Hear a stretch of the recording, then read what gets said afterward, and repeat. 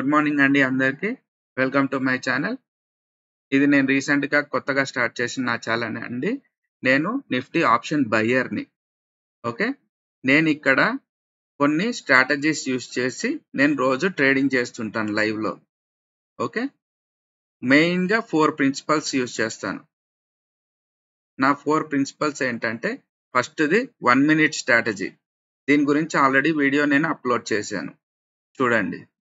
సెకండ్ది వచ్చేసి వివాబ్ bands, బాలింగర్ bands, ఇంకా డిఫరెంట్ కైండ్స్ ఆఫ్ బ్యాండ్స్ ఎలా ఉంటాయో నేను యూజ్ చేసే స్ట్రాటజీలో వివాబ్ బ్యాండ్స్ ఉంటాయి.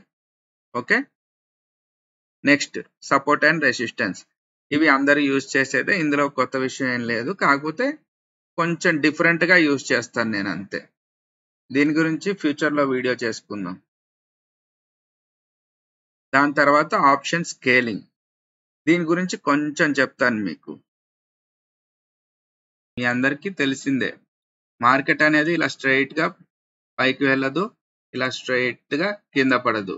మీరు మధ్యలో చూసారంటే కొంచెం జిగ్జాగ్, అంటే ఇలా ఇలా ఫార్మేషన్ అవుతూ ఇలా కింద రెడ్ క్యాండిల్స్ వస్తూ, గ్రీన్ క్యాండిల్స్ వస్తూ, రెడ్ క్యాండిల్స్ వస్తూ, గ్రీన్ క్యాండిల్స్ వస్తూ ఇట్లా ఫార్మేషన్స్ చేస్తుంది. ఇది అందరికీ ఐడియా ఉంది, ఓకేనా?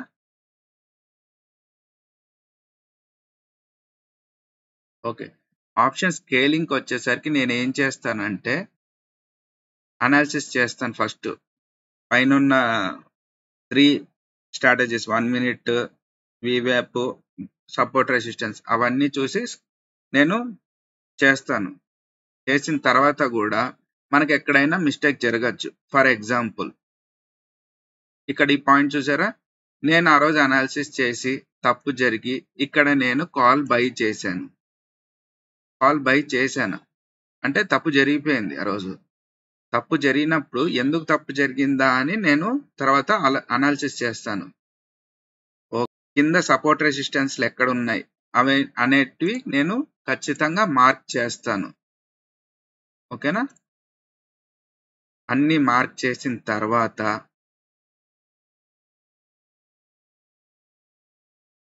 ఇక్కడ పడిపోయింది మార్కెట్.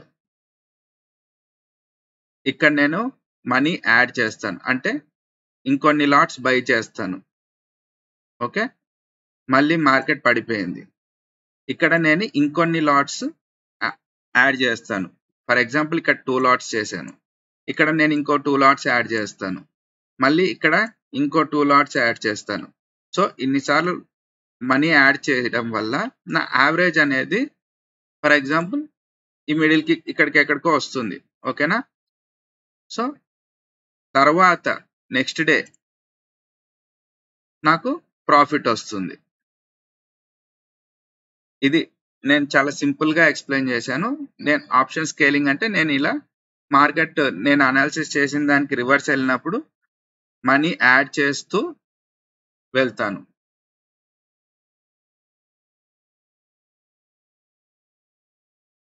హోప్ అందరికీ నేను చెప్పింది అర్థమైంది అనుకుంటున్నా.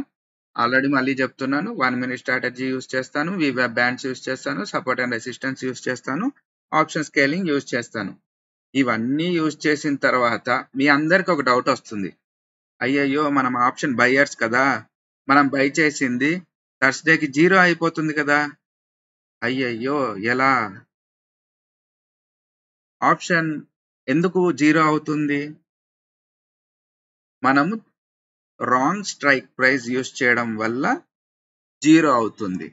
మీరు ఎప్పుడైనా in the money strike price by చేసి అది 0 అవడం చూసారా?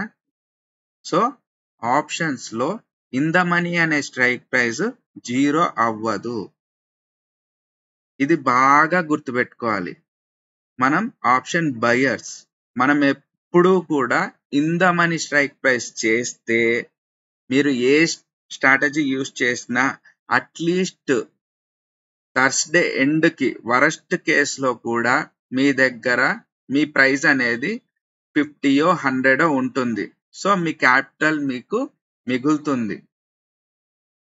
అంటే లాస్ట్ డే కూడా మీ స్ట్రైక్ ప్రైస్ 50తోనో 100తోనో క్లోజ్ అవుతుంది, కానీ ఎవరైతే in the money strike price లో ఉన్నారో వాళ్ళ మనీ 0 అవ్వదు. ఇది బాగా గుర్తుపెట్టుకోండి. ఓకేనా? ఓకే. నా ఛానల్ గురించి ఇంట్రడక్షన్ అంతా ఇచ్చేసాను. ఇంకా ఫైనల్ కాల్ మీదే. మీరు ఏ డెసిషన్ తీసుకుంటే అదే. Okay. Thank you guys for watching my video. Meet you next week. Next week కలుద్దాం అందరం.